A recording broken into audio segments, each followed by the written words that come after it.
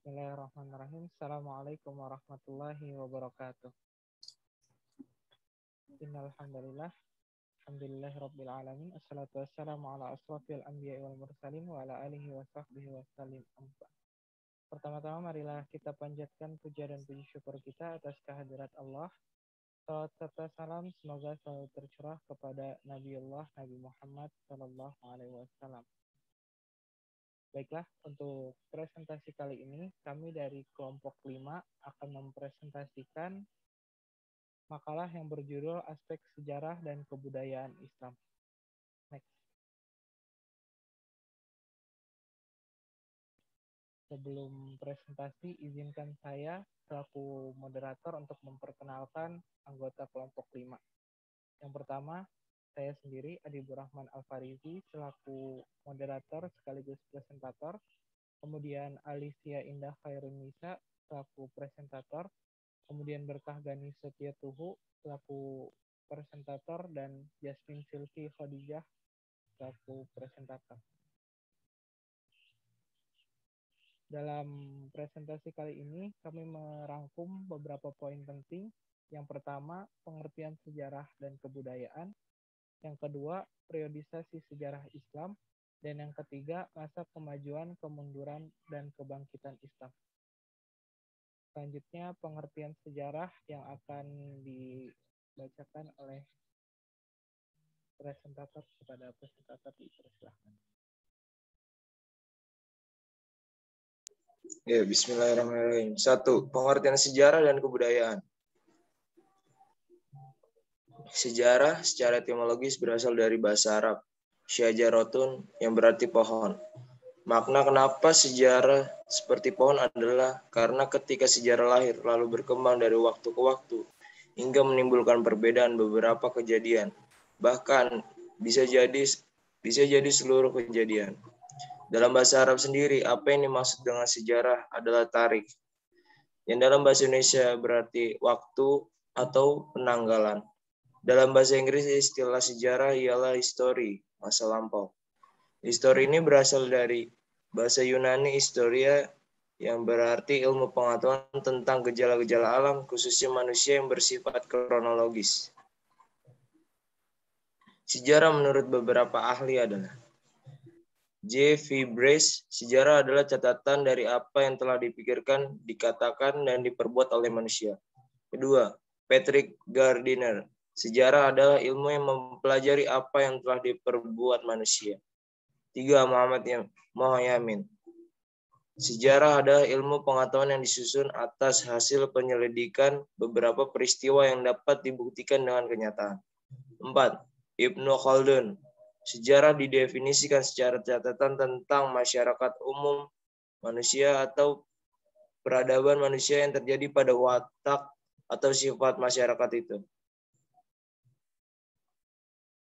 Iya, saya kembalikan kepada moderator. Baiklah, untuk materi selanjutnya, periodisasi sejarah Islam. Kepada presentator dipersilahkan.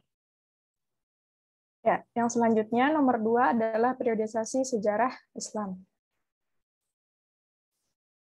Yang pertama ada periode klasik, dimulainya periode ini yaitu sejak zaman Rasulullah sampai dengan hingga dinasti Abbasiyah. Jadi termasuk di dalamnya ada dinasti Umayyah dan juga dinasti Abbasiyah. Dinasti Umayyah ini berdiri di tahun 661 Masehi di Damaskus oleh Muawiyah bin Abu Sufyan. Sedangkan dinasti Abbasiyah sejak tahun 750 sampai 1258 Masehi. Didirikan oleh Abdullah As-Saffah ibni Muhammad ibni Ali ibni Abdullah ibni Abbas. Kemudian ada periode pertengahan, yaitu dimulai dari tahun 1250 sampai dengan 1800 Masehi. Di fase ini, dunia Islam terbagi dua, bagian Arab yang berpusat di Mesir, terdiri dari Arabia, Irak, Suriah, Palestina, Mesir, dan Afrika Utara. Sementara bagian Persia yang berpusat di Iran terdiri dari Balkan, Asia Kecil, Persia, dan Asia Tengah. Kemudian yang terakhir ada periode modern, yaitu tahun 1800 sampai sekarang. Periode ini merupakan zaman kebangkitan umat Islam yang mulai sadar bahwa di Barat telah timbul peradaban baru yang lebih tinggi. Raja-raja dan para pemuka Islam mulai memikirkan bagaimana meningkatkan mutu dan kekuatan umat Islam kembali. Selanjutnya saya kembalikan ke presentator, ke moderator.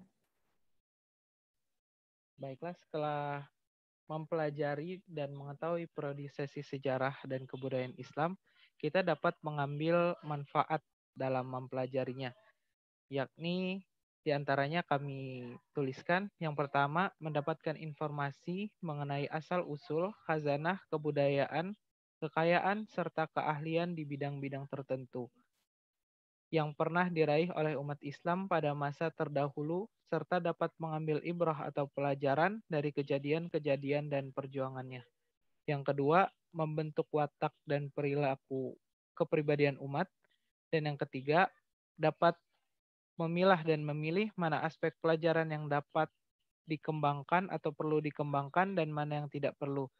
Membedakan mana pelajaran yang baik dan yang tidak baik atau yang buruk. Kemudian mampu berpikir secara kronologis dan memiliki pengetahuan mengenai masa lalu yang dapat digunakan nantinya untuk menjelaskan perkembangan serta perubahan masyarakat dan keragaman sosial budaya Islam di masa mendatang. Selanjutnya.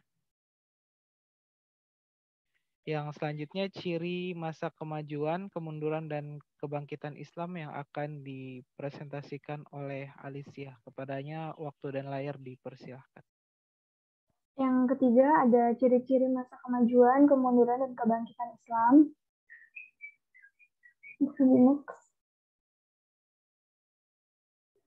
Yang pertama ada masa kemajuan.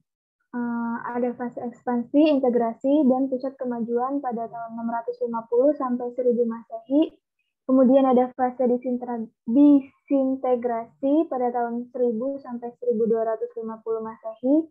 Kemudian sejumlah ulama besar bermunculan di fase ini. Setelah itu, ilmu pengetahuan baik dalam bidang agama, umum, dan kebudayaan juga ikut berkembang. Selanjutnya ada masa kemunduran. Ini dimulai pada tahun 1250 sampai 1500 Masehi. Ciri-cirinya itu kegemaran penguasa untuk menerapkan gaya hidup bermewah-mewahan, korupsi, kolusi, nepotisme, dan dekadensi moral tumbuh subur di badan pemerintahan. Kemudian masa kebangkitan pada 1800 sampai sekarang, munculnya kesadaran pentingnya pembaruan dalam Islam, baik secara politik, militer, sosial, dan budaya.